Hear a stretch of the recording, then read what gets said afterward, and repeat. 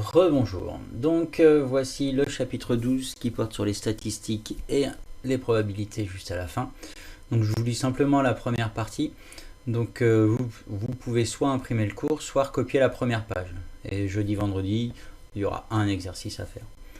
Donc les statistiques, je redéfinis ce qu'on avait vu dans l'activité. Lorsqu'on réalise une enquête ou lorsqu'on fait une activité sportive, on a des données statistiques, on a des données qui remontent.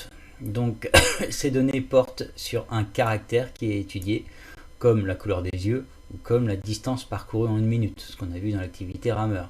Mais ça peut être d'autres choses.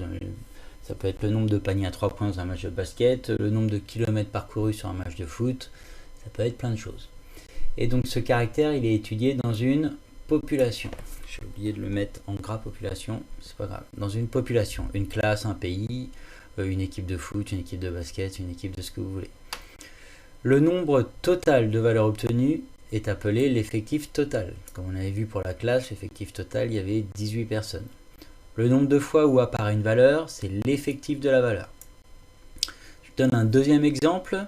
On avait vu un premier exemple avec l'activité rameur. Donc là, un deuxième exemple, j'ai regardé dans les profs du collège Guillaume de Normandie, le nombre d'hommes, il y en avait 18, et le nombre de femmes, 33.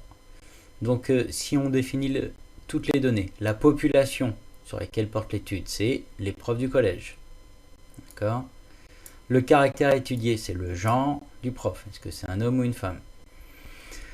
Effectif, par exemple, l'effectif de la valeur homme, elle est de 18. L'effectif de la valeur femme, elle est de 33. Et l'effectif total, c'est le nombre de profs au total dans le collège, 51. Tout simplement. Je redéfinis ce qu'on a pu voir aussi avec les fréquences. La fréquence, donc, c'est un calcul. C'est le résultat du quotient, donc de la division de l'effectif de la valeur par l'effectif total. Donc, par exemple, dans mon tableau, je reprends mon tableau, 18 hommes pour un total de 51. Donc, la fréquence de la valeur homme, c'est 18 sur 51. Ça simplifie, ça fait 16/17 sous la forme d'une fraction.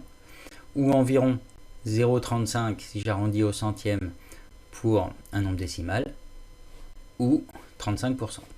J'ai oublié, ici on peut surligner que la fréquence peut s'exprimer sous forme de fraction, de nombre décimal ou également d'un pourcentage.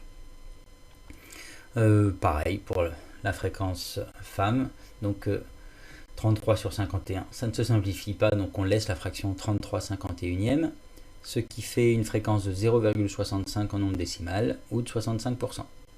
Le total des fréquences des deux fractions, ça fait 1. Des fréquences en nombre décimal, ça fait 1 ou environ 1. La somme des fréquences est toujours égale à 1 ou 100%, sauf aux erreurs d'arrondi, aux problèmes d'arrondi qu'on peut rencontrer. On peut très bien ne faire aucune erreur sur les arrondis et avoir un 1,01 ou un 101% ou 99 ici. Voilà, tout simplement. Donc essayez de revoir ça, de recopier votre cours ou de l'imprimer.